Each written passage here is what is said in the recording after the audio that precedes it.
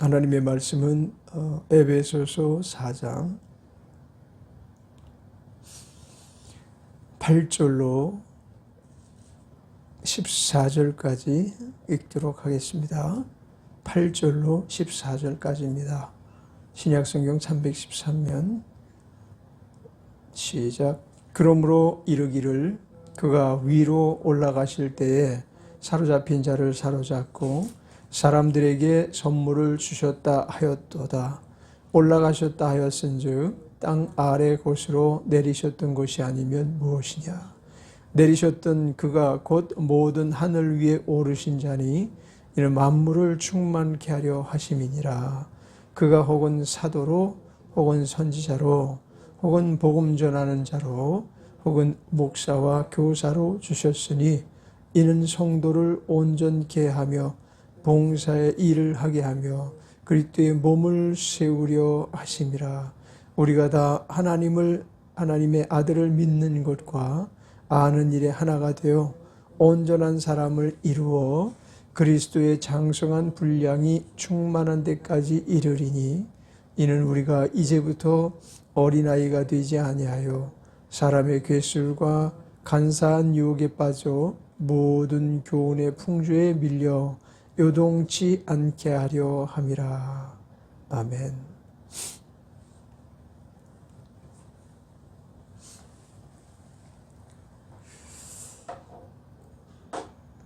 그러므로 이르기를 그가 위로 올라가실 때에 사로잡힌 자를 사로잡고 사람들에게 선물을 주셨다 하였도다. 저는 이 구절을 읽으면서 번역하는데 조금 좀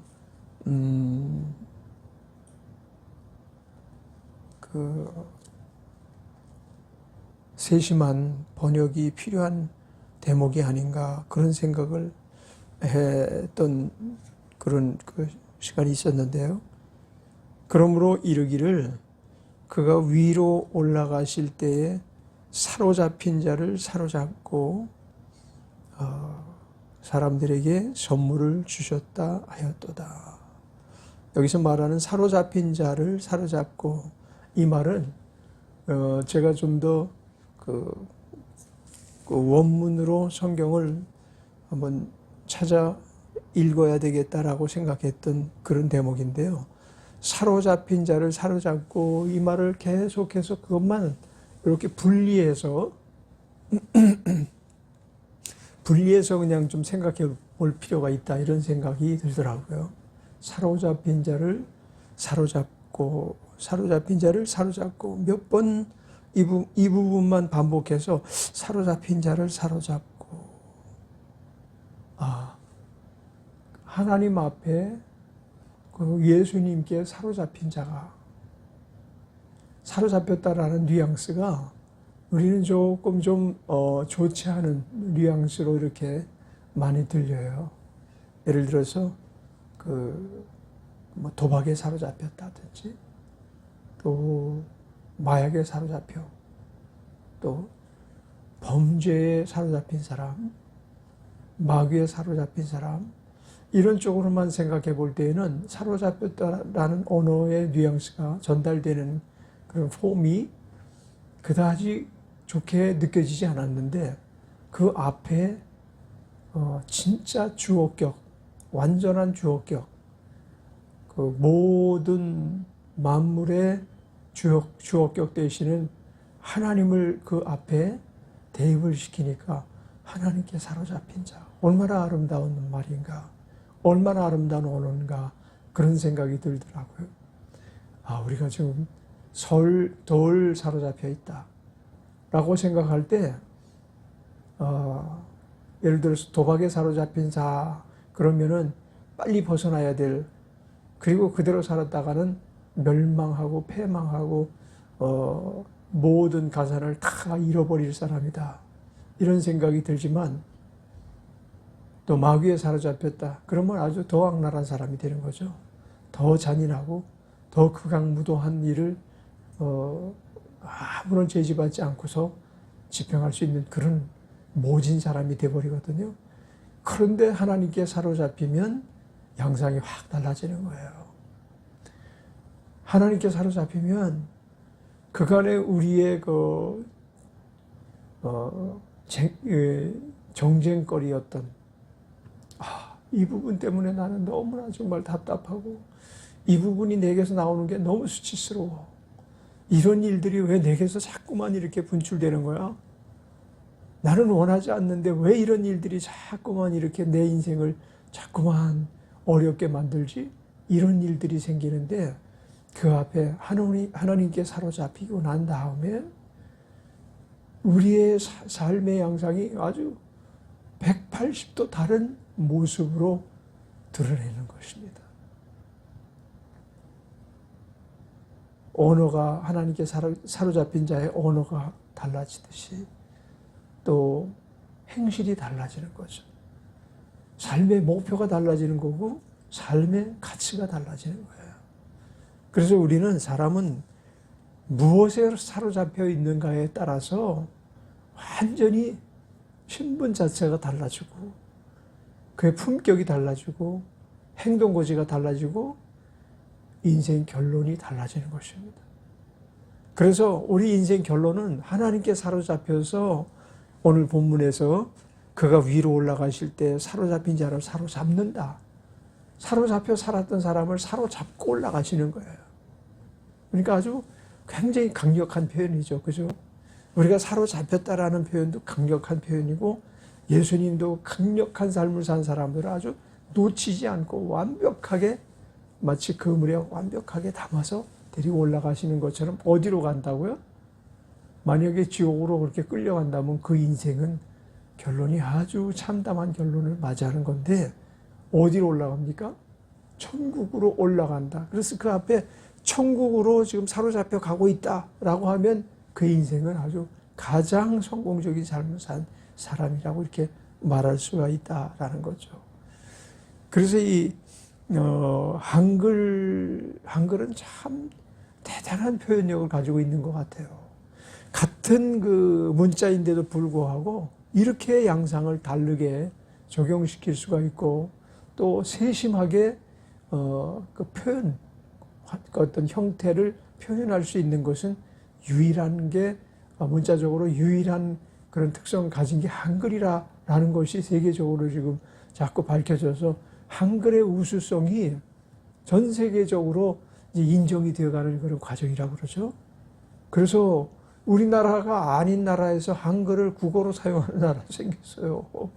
물론 뭐 대국은 그렇게 하지는 않지만 얼마나 대단한 거예요. 그것도 우리나라 바로 옆에 있는 변방도 아니고 멀리 떨어져 있는 저기 무슨 공화국인데 제가 얼핏 그 내용을 듣고 참 희한하다. 어떻게 한글을 국어로 사용할 수 있는 나라가 다 생기지? 그런 생각을 한 일이 있는데요. 그리고 사람들에게 사로잡고 사람들에게 선물을 주셨다. 사로잡힌 자를 사로잡고 그게 여기서 사로잡힌 사람들에게 선물을 주시겠지 않겠어요?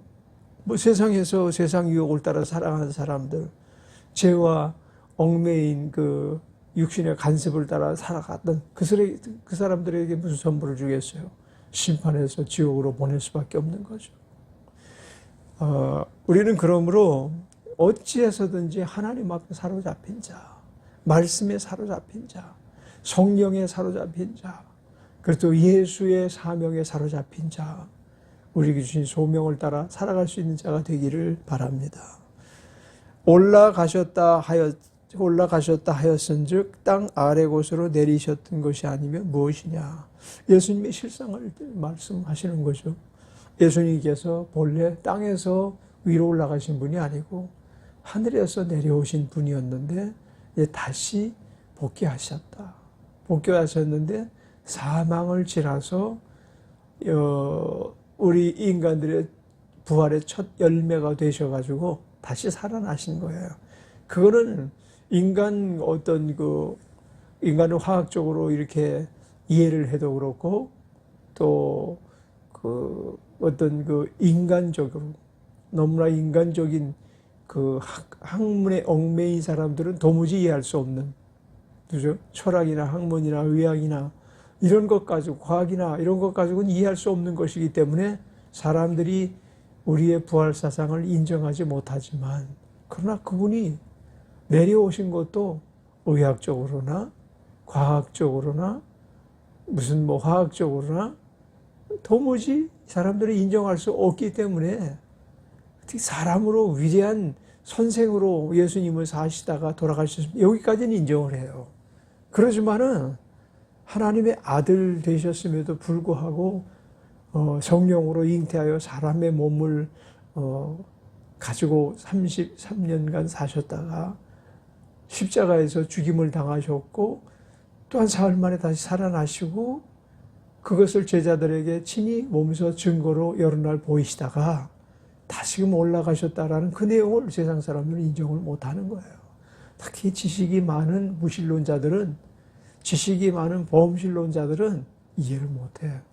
오직 기독교 안에만 부활 사상이 있고 부활 주체가 계시기 때문에 우리의 첫 열매가 되신 예수님이 완전한 부활로, 그래서 제자들과 함께 음식을 잡수시기도 하고 대화를 나누시기도 하고 초월의 세계를 친히 보여주시기도 하시고 무리를 걸어오신다든지 뭐 이런 것들은 생전에도 하셨던 일이지만 이미 사망을 당하셨던 그분이 제자들에게 불쑥 나타나셔서, 그리고 문이 열리는 소리를 듣지 못했는데도 불구하고 순간적으로 찰나적으로 얘들아 하고 주님이 등장하셨을 때 제자들이 얼마나 놀랐을까요?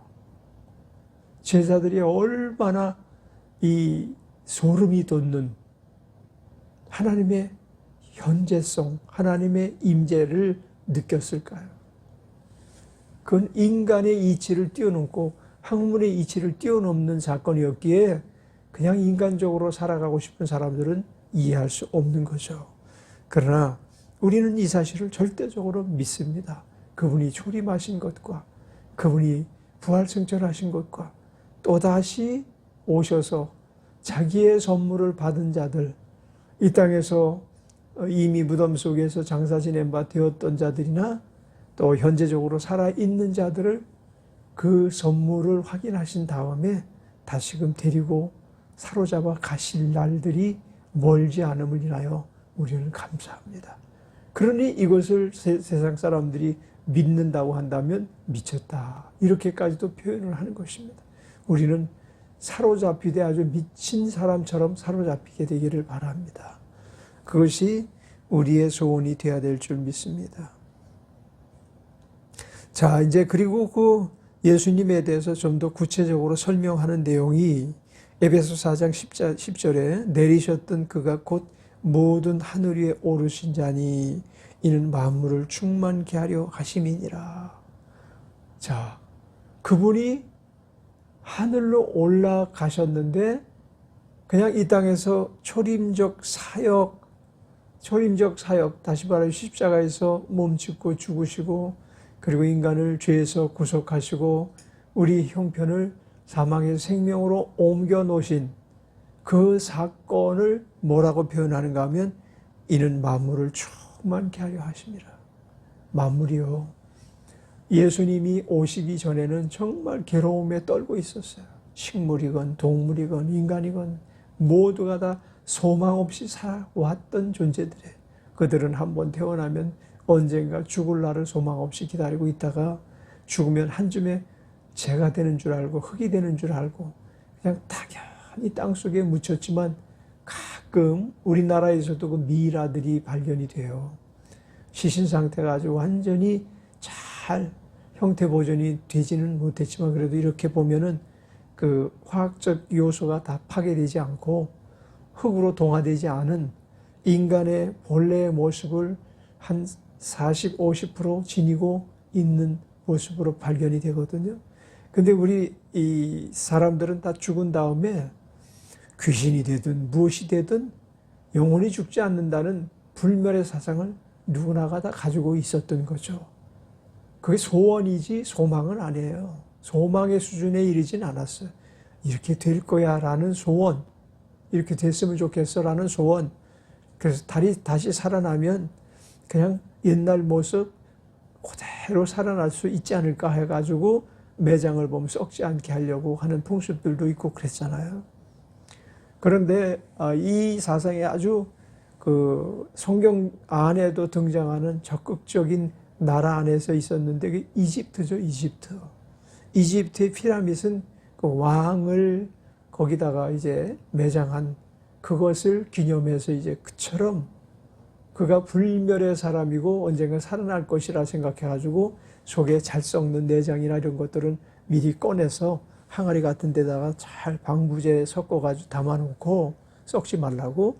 그럼 몸은 완전히 어떤 그 썩지 않는 유기체로 그렇게 장사를 한 달 이상 지내가지고 또 완벽하게 봉합을 해서 썩지 않고 썩지 않은 상태로 미이라로 워낙 시간이 오래됐으니까 자연 분해되었지만 미이라로 발견된 뭐 한 10% 20% 이렇게 남아있는 거기다가 황금 가면을 씌워서 파라오의 황금 가면 이런 것들을 볼 수 있잖아요. 그 가면을 그 얼굴에 씌워서 이렇게 매장을 하는 풍습이 있었는데 불멸 사상인 겁니다.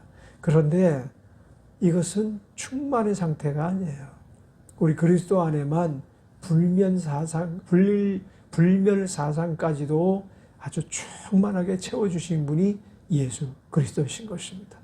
그래서 우리는 다시 살아날 것, 우리가 죽음을 그처럼 참담히 여기지 않는 것은 예수 그리스도께서 죽음을 지나서 부활하신 다음에 다시 살아나셨을 뿐만 아니라 이 땅에서 그저 할 일 없이 이리저리 방황하면서 지내셨던 것이 아니고 하늘로 올리셨으며 그 올라가는 모습을 제자들에게 친히 보여주시고 구름 속으로 가리울 때까지 제자들이 우리의 구세주, 이 땅에서 우리와 함께 지내셨던 우리의 선생님, 우리의 친구라고 친히 말씀하셨고 우리의 신랑이라고 친히 말씀하셨으며 장차 내가 너희를 데리러 오겠다라고 말씀하셨던 그분을 이렇게 올라가는 모습을 보면서 얼마나 그들이 그들의 삶의 존재와 가치를 이해하게 됐겠느냐고요. 우리도 언젠가는 구름 타고 올라갈 거야. 구름을 뚫고 하늘 천국을 올라갈 거야. 그러니 세상 군주들이 아무리 협박을 하고 심지어 사자밥이 되게 하고 화형을 청하게 하기도 하고 그리고 목 베이고 목을 달아서 매달아서 죽이기까지 십자가에 달아서 그 모진 형벌을 통해서 죽이기까지 했음에도 불구하고 자기들이 목도했던 그 사실을 부정할 수가 없었던 거예요. 하나님이 살아계시고 그 하나님이 우리를 살리려고 예수님을 이 땅에 보내주셨던 이 사실에 대해서 부정할 이유가 하나도 없는 거죠. 그 제자들 밑에 우리가 소속되어 하나가 된 것을 인하여 감사합시다. 예수 그리스도로 말미암아 우리가 하나님과 하나가 된 것을 인하여 감사합시다. 자, 그래서 이제 그렇게 올라가셨을 뿐만 아니라 내가 이리 했으니 너희도 알아서 하여튼 잘 견디도록 해라. 그러고 올라가신 분이 아니에요. 그분은 올라가시면서까지도 자기가 택한 자들, 자기가 사로잡았던 자들이 단 한 사람도 실족하지 않게 하기 위해서 모든 조치를 취하셨는데 그것이 이제 11절에 말씀하고 있는 내용이죠. 그가 혹은 사도로, 혹은 선지자로, 혹은 복음 전하는 자로, 혹은 목사와 교사로 주셨으니. 이 대통령 선거가 있잖아요. 그래서 대통령이 선출이 돼요. 그러면 대통령이 선출이 되면 각부 장관들, 행정기관들의 장들을 임명할 자들을 임명하기 시작해요. 그래서 행정부 수반이 갖춰지면 이제 그들을 통해서 이제 온 백성을 다스리고 온 백성 앞에 봉사해서 국민들이 온전하게 살 수 있도록 이렇게 조치를 하는 게 이제 사실은 대통령의 최고의 직무예요. 국민을 섬기고 봉사하며 국민의 안전을 지키는, 국민을 나누는 게 아니고 국민을 화합시켜서 대동단결하고 그래서 세계적인 나라가 될 수 있도록 국력을 신장시키고 뭐 이런 거, 국방의 의무를 튼튼히 해서 외적의 침입 같은 거 절대적으로 용납하지 않는 그런 일에 충실해야 돼요. 또 지금같이 코로나19 같은 전염병이 온 세계로 만연해 있을 때 거기서 국민들이 큰 피해를 입지 않도록 의료기관을 잘 장악해서 그런 모든 일들을 대통령이 대면해요. 대통령이 되면. 예수님께서 이 땅에 오셔서 하나님의 나라는 이 나라에 속한 것이 아니다 라고 말씀하시고 하나님의 나라에 필요한 일꾼들을 세우신 게 오늘 우리가 본문에서 볼 수 있는 내용이죠. 그분은 초림할 때도 만왕의 왕으로 오셨고요. 초림할 때도 임금의 권한을 갖고 오셔서 새 나라를 세워나가는 일에 착수하셨고 마지막으로 가실 때 내 사역은 여기서 끝이다 라고 가신 게 아니고 너희들이 계속해서 이 사역을 잘 감당하도록 해라 하고 어떠한 직능을 주셨다고요? 사도로, 그리고 혹은 선지자로, 또 혹은 복음 전하는 자로, 혹은 목사와 교사로 주셨으니 12절 이는 성도를 온전케 하며 봉사 일을 하게 하며 그리스도의 몸을 세우려 함이라. 다시 말해서 그리스도는 교회의 머리거든요. 그리스도의 몸은 그럼 무엇인가요? 교회죠. 이 몸을 세워나가는데 예수님께서 시작하셨고 그 다음에 사도들에게 맡기셨어요. 또 제자들에게 맡기셨어요. 우리는 황홀하게도 그리스도의 몸을 세우는 직분을 맡은 자들이에요. 누구의 몸이요? 하나님의 아들 되시는 그리스도의 몸, 그리스도의 나라, 영원한 신천신지가 되어서 영원토록 사로잡은 자들과 함께 사로잡힌 자들에게 함께 예수님께서 친히 선물로 그 사람이 내 사람이다 라는 생명을 받은 자들과 함께 우리를 영원히 통치하실 그분을 섬길 수 있는 그날이 장차 곧 다가올 줄 믿습니다. 우리는 소망을 거기에 두고 사는 거예요. 세상에 기업을 이루고 세상에 뭐 학교를 막 세우고 병원을 세우고 뭐 각 행정기관을 세우고 여기는 충만한 데가 아니에요. 우리 하나님이 세운 나라가 부족함이 없는, 사망이 없는 영원한 생명을 가진 자로서 영원한 행복을 누리고 영원한 삶의 가치를 지향하며 살아갈 수 있기에 그것이 충만한 거예요. 오늘 본문에서 그래서 10절에 내리셨던 그가 곧 모든 하늘 위에 오르신 자니 이는 만물을 충만케 하려 하심이니라. 이 만물의 충만한 것에 대한 예표가 곧 교회인 것입니다. 교회에 소속되어 있는 사람들, 또 하나님 앞에 봉사를 집행하는 사람들이 사명을 받아서 이 일에 몰두한 사람들이 세상의 모든 일들을 자꾸 거론하고 세상의 가치를 자꾸만 귀한 것으로 변화시키려고 노력하는 것은 한계가 있는 거죠.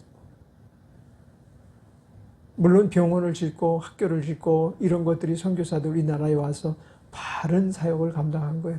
그것은 왜냐하면 세상을 발전시키기 위해서 세운 게 아니에요. 처음에 학교를 세웠던 선교사들은, 병원을 세웠던 선교사들은 그게 그리스도의 몸인 것을 다른 양식으로 표현했을 뿐이에요. 그리고 이것을 지은 이, 이것을 관리하는 이가 하나님이신 것을 그들이 알게 하기 위해서 최선을 다해서 삶을 살았어요. 우리가 그래서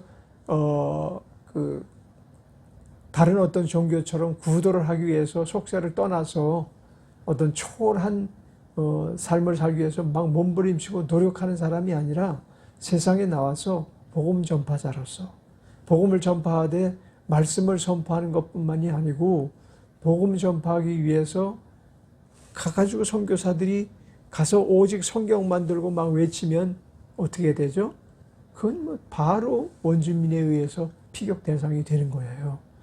그렇지만 그가 가가지고 원주민들의 발을 씻어주고 몸을 닦아주고 필요한 조치를 하나씩 취해가고 물이 없는 곳에는 원주민들에게 우리 기술을 가르쳐가지고 우물을 파게 하고 우물에서 끊임없이 물이 솟구쳐 오르게 해서 오염된 물을 먹지 않게 하고 뭐 이런 일들.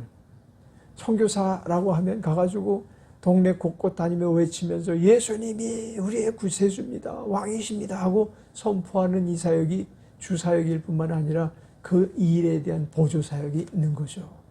그래서 우리가 보조사역으로 세상에서 살아가는 거예요. 세상에서 살되 주의 복음을 땅끝까지 편만케 하기 위해서 우리가 살아가는 거죠. 그래서 주께서 선택한 자들, 주께서 사로잡은 자들을 더 많이 양산하기 위해서 교회는 몸으로서의 직능을 감당하는 것입니다.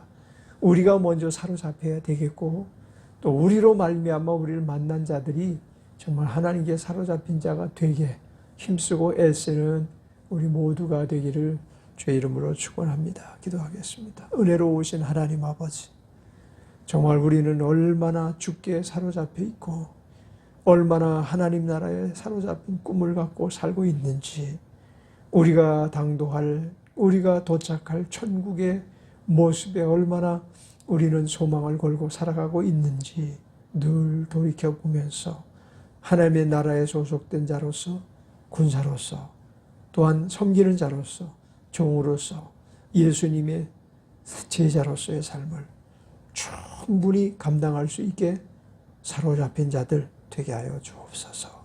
감사하신 예수님의 이름으로 기도드렸습니다. 아멘.